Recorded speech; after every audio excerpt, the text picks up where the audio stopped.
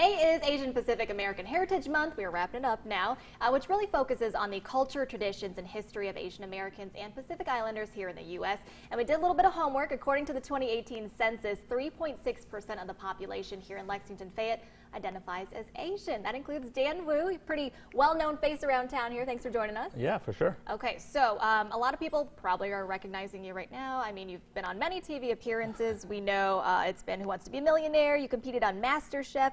You also run Atomic Ramen, which is a restaurant here in Lexington. But something people might not know about you is your ethnicity. Tell us about your background. I was born in China, but I moved to the States when I was a kid. So I've been in the States for pretty much most of my life. Yeah. So it's 100% Chinese. Yeah. Okay. Yeah. Very good. Now, we saw the movie, Crazy Rich Asian, that came out. It was the first all-Asian cast in a major Hollywood studio since 1993's Joy Luck Club. Do you think there's more awareness on Asian culture nowadays, or is it still maybe an invisible community here? What have you seen? I think it's definitely cultural awareness has definitely seeped into sort of the American consciousness, but when you talk about something like Crazy Rich Asians, you're talking about representation, right? Like how many of our faces are on TV shows and movies? How many of us can lead a movie, you know what I mean? And it's kind of galling to think that there was a 25-year gap between those two movies that have like a predominantly Asian or Asian American cast.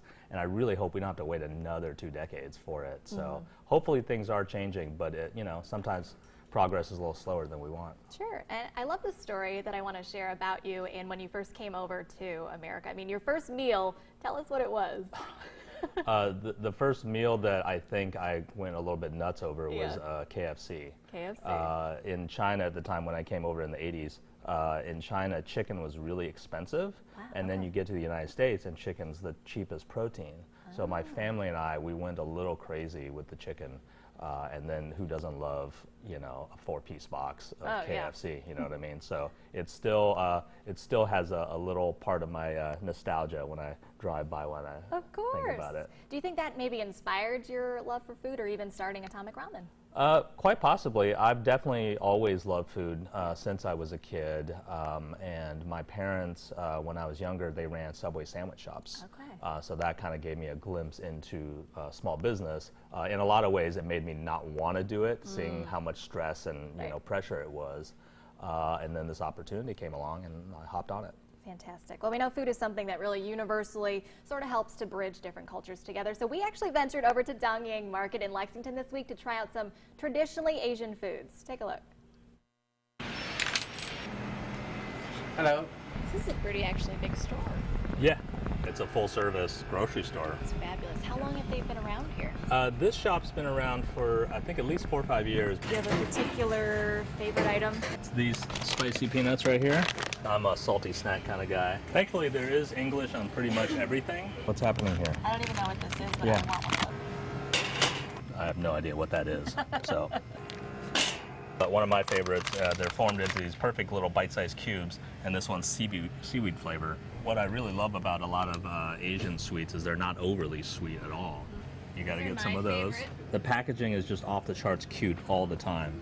She looks like she's sweating. It's so sour. Oh, we can't miss Pocky. It's got the crunch, yeah. Ooh, and then there's ice cream and mochi, of course. Beef tendon, beef intestine, beef tripe, all kinds of interesting stuff here. We use this kind of miso paste for our spicy miso broth at Atomic Ramen. 10 years ago, I think it would have been really hard to run any sort of Asian restaurant in Lexington just because we didn't have that many local stores. We had a few. We've always had a few. So I come here a couple times a week and just pick up everything I need. This is another way you know you're in an Asian grocery store, is if you see fruit that's in a little, I don't even know what this is, like a little onesie. Does this look like detergent? Sure. Help with achy muscles, maybe? Lexington has really grown as a community for like international residents. So a lot of times people come over here and the thing that they miss is just that random, like that conditioner that they loved. You can find it in places like this. $26.30. What flavor is that?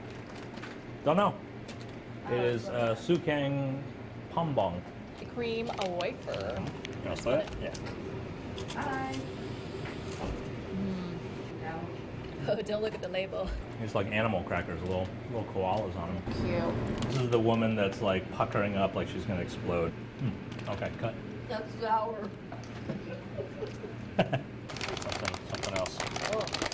Spicy peanuts. Spicy peanut. How spicy are we talking? Not crazy. Boy, bawang. Woo. Oh, boy. I'll take some of those. Oh, I could eat that all day long. Cheers. No, that's pretty good actually.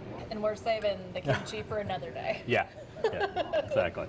That was a really good time, but something that I think is really fun for you, and you mentioned it a little bit in the story, but Atomic Ramen has an Asian-inspired menu, and you get a lot of your ingredients from right there in town. That's great. Yeah, absolutely. I would say my menu is, it's definitely sort of more Japanese focused, but it's very non-traditional. It's kind of my own take as an Asian American on kind of what I wanted out of casual dining and street food. Absolutely. So if folks are watching this and they maybe want to come out and sample Atomic Ramen, where are you located? We're out at the food hall out at the Summit.